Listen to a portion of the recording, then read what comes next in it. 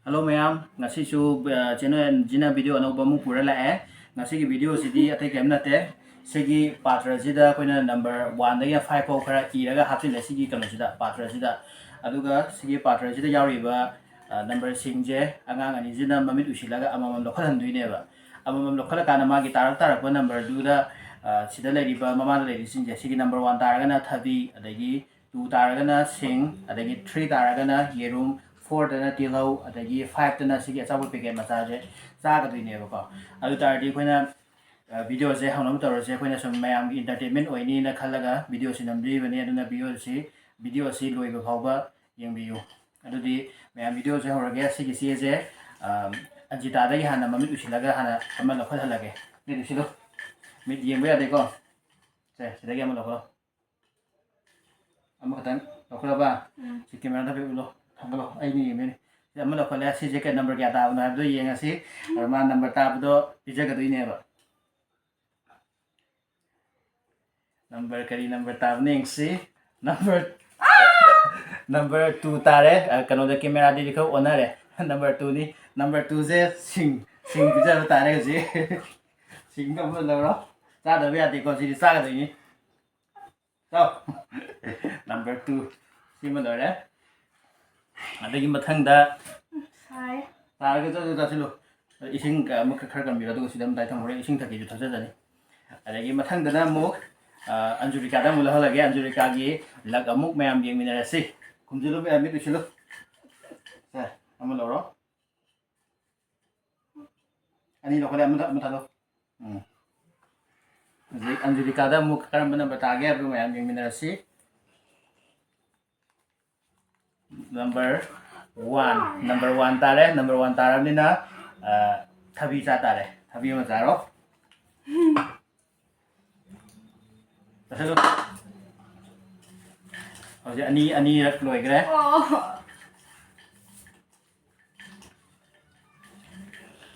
Mayam marakta video se wangang da koi soi ba khoi ba yaro ga zu mayam nga piyo koi nauna video se namja benina nauna thoksara benina wangang ba ka hena hajadri aduna mayam na dusina video se yeng biraga support to biramo du subscribe to toksin biramo Sasilu. Adom ma sana adom ma lokal lagi na traga di video jam masanga ni.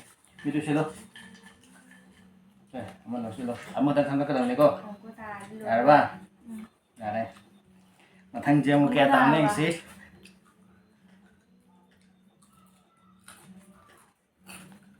Number 1 tare. Maju thabi sa tare. Thabi ma taro.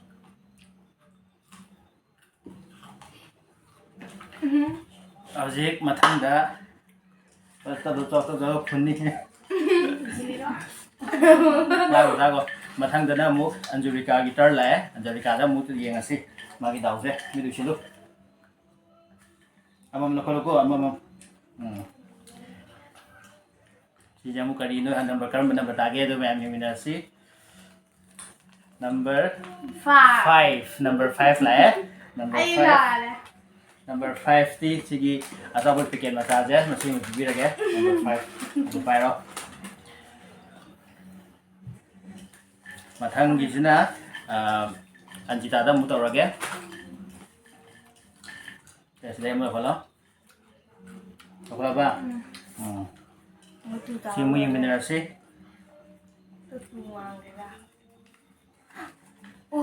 number 3 tare di rumah mana orang? Mathang da sao hal sao tasalo hoje kanane hena daw lagi to hoje khanga da ni mathang da na Anjurika ngammi dusilo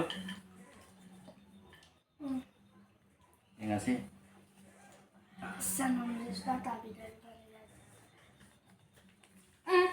Number 5 Asapa pikir mana ani sujingre ani loksingre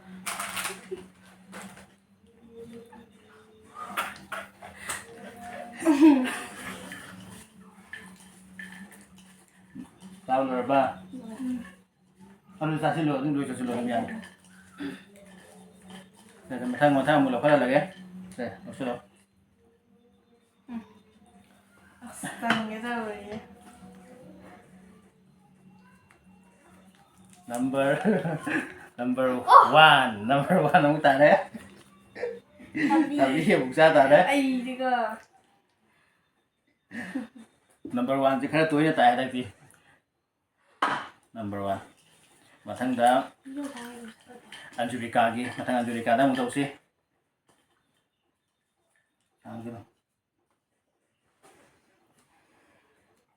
Angelica sẽ muốn cái number tag em yang là xí.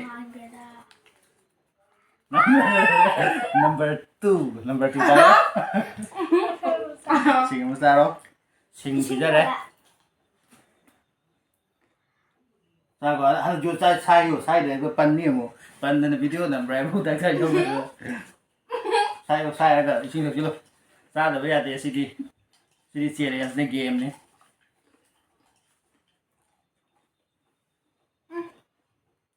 Mà thằng đó kalau ada mutar Anjita gitar lah ya. Minum dulu. Apa lo? Gua dari kudo nonton. Apa ini? Number 4. Number 4 tak ya? Jadi number 4 tak, ini tilong sada ya tilong masih mana roh?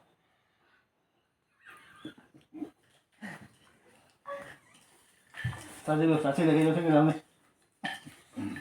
Ada di sini dulu. Matang dah Angelica lagi.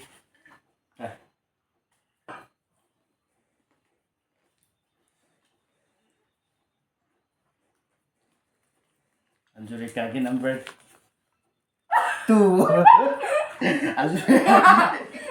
Number 2 kamu tak ada. Aku singa musa tak ada. Masih kerja roh tu belum ada tu tak. Masih kerja roh. Am tak ada dia dia. Asal nggak tahu lagi ni. Angelica je girum ama बहुत आता है माजे girum dia saja nih mulai maje saja nih जो number जे ता तरम ने सा phone रे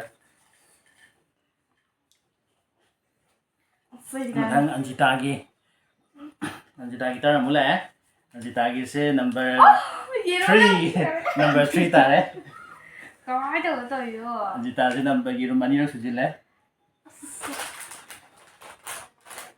मतंग दा Angelica lagi, Angelica mulu kalau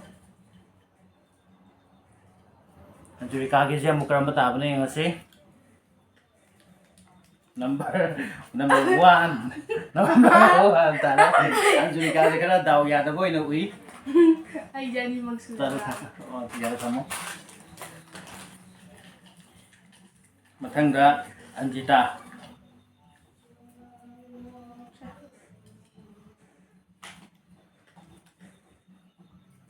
Kan betam nih nggak sih? Number 5. Aduh, Yirum Jema lo itu deh, number 3. Number 3 Yirum Jema itu taruh oleh itu deh. Saya Yirum lo. Pilih ya, Pak. Aku. Amul jiwa juga tanggung juga. Ada matang dah. Angelica lagi Yirum dia udah.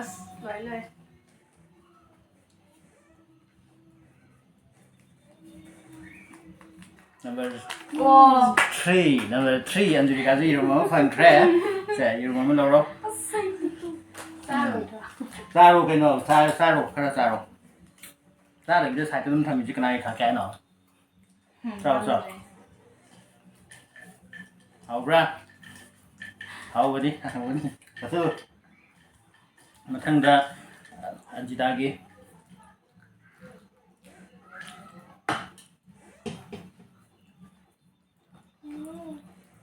Kalau number 8 ni ngasih number 4.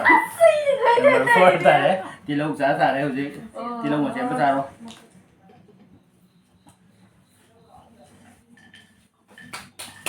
Thằng đó Angelica muốn lại. Được.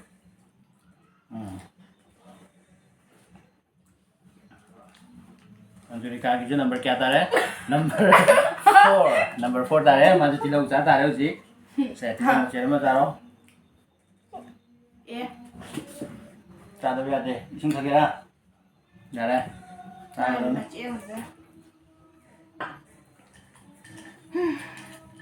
ꯌꯥꯝꯁꯤꯜꯂꯛꯇ꯭ꯔꯦ ꯆꯦ ꯃꯔꯤ ꯈꯛꯇꯪ ꯉꯥꯏꯁꯤꯜꯂꯛꯑꯦ ꯑꯃ ꯇꯥꯈ꯭ꯔꯦ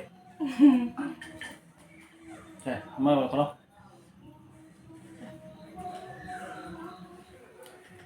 number kaya tare number 2 number 2 tare number 2 sing sing macam macam doi sa tu macam macam si ahum katanga sile sile am lo kolon ji kai ta bani si anjurika gi je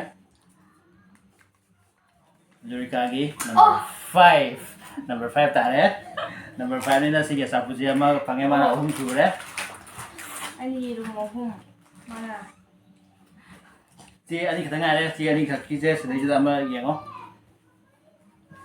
Ama dah beli.